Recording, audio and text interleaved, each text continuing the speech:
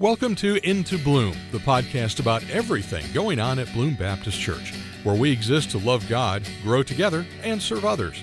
Whether you're a longtime member or interested in visiting for the first time, this is the place to learn everything about Bloom Baptist. Join our host Tyler Zwydorf and producer Jules Schieferstein as they interview leaders and members from Bloom and explore the different ministries of the church and what it means to be a part of Bloom Baptist.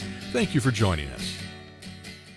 Welcome to the Into Bloom podcast. I am Tyler, and sitting across from me is your producer, Jules. And sitting next to me is a man who is the maple syrup king of this fine church, and a man whose basement I've spent plenty of time in as a child, hanging out with his son, and mostly breaking printers. It is Ben Johnson. Afternoon, Tyler. Afternoon. Alrighty, so we are here to talk a little bit more about our LifeQuest groups, and Ben is the leader of, what color is your LifeQuest group again? I think we're green. Green. All right. We are LifeQuest Green. So just as kind of kicking off our LifeQuest, in your own words, I guess, what would you define LifeQuest as? Well, I think at a kind of a high level, you kind of look at it as like a Sunday school, if you will, but I would say we kind of now treat LifeQuest at Bloom anyway as a little bit more of kind of a group experience, if you will, right? We still kind of have the same attributes and goals that you might be used to in an adult Sunday school here, but we take that a little bit further, and I think also just try to focus on each other and just kind of our community at large. Now for you guys with LifeQuest Green, how does that kind of a broader version of a Sunday school group and doing more outside of that, what does that look like for your guys' group? What sort of events or things do you guys do? So, as everybody knows, schedules can be pretty tight.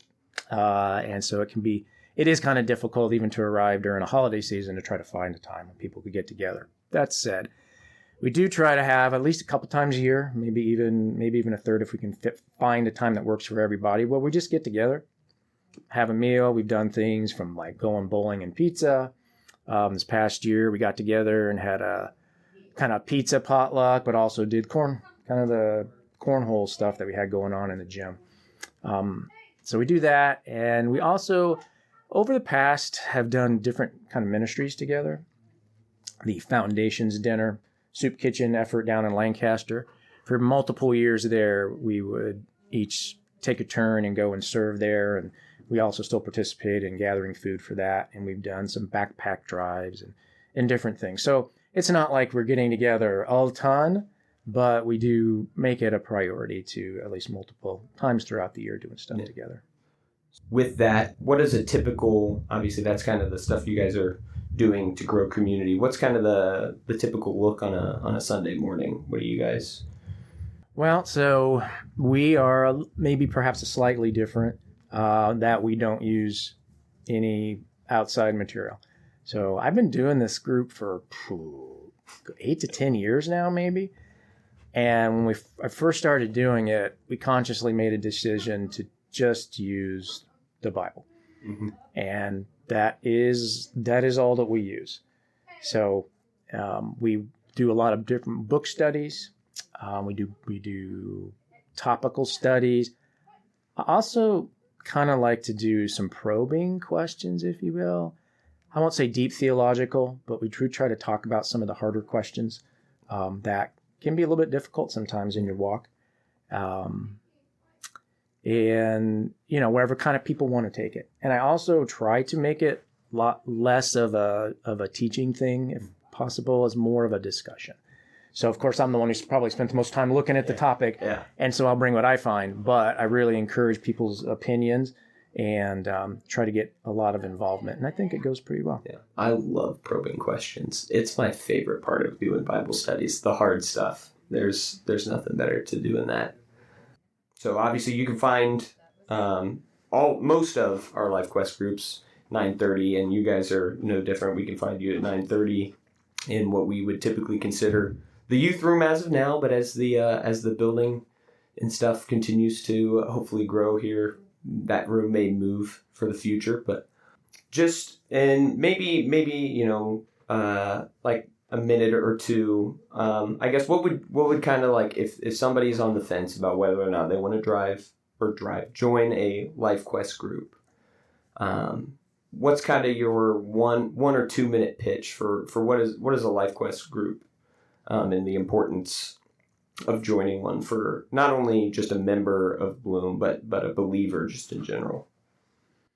Well, I think with anything in life, it's comes pretty apparent that it can be very difficult when one is on their own to make a lot of progress in whatever that might be, a trade, skill, education, or whatever. But when you bring people together, like-minded people together, it enhances, right? You can get much more out of two. You can get to like 3 or 4 out of 2, if you will. And I see that really. I don't believe that it's mandatory for you to be saved, that you have to attend a small group by any means.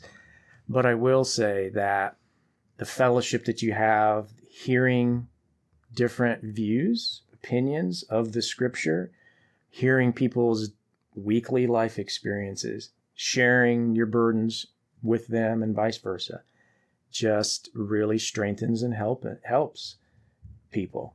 And I just think when you don't have that, it can just make things a lot more difficult. So I would encourage people to, whether it's Bloom or somewhere else, to find a group. It doesn't even have to be directly your age. I mean, my group, if anybody interested, we have people in there late 30s, 40s, up through in the 60s. But then once in a while, we have some guests that come in that are in their teens. We have some that are older than 60. So, it's not just a little group there, but I would encourage anybody to find a group that you can become comfortable with and share your beliefs, ask questions, and and also, realize that you don't have all the answers either. Neither do they, but together you guys can make a lot more progress. Kind of that iron sharpens iron.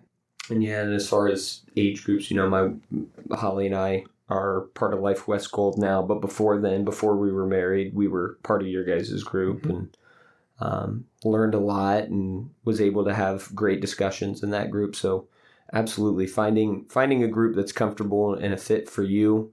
And newsflash for both older and younger is sometimes those groups aren't always directly in your age bracket. Sometimes the group that can grow you the most is something that would normally be out of your comfort zone. So what I've observed over the years, and I actually miss having you, Holly, Nathan, yeah, and that age group in there, because the way you view the world slightly different, the way you ask questions slightly different. But then also Monica is in our class at times, and her input is invaluable too. And so I think it's really helpful to kind of have that broader scope of life. Well, that's all I've got. Thank you, Ben, for joining us today and talking about LifeQuest. This is the Into Bloom podcast. I am Tyler Zwydorf, saying see you later. Thank you for joining us for this episode of Into Bloom. If you'd like to find out more about Bloom Baptist Church, you can visit our website at bloombaptist.org. You can also find us on Facebook, Instagram, and YouTube. You can join for in-person services at 10:45 a.m. or join us via our live stream on Facebook around 11 a.m. every Sunday.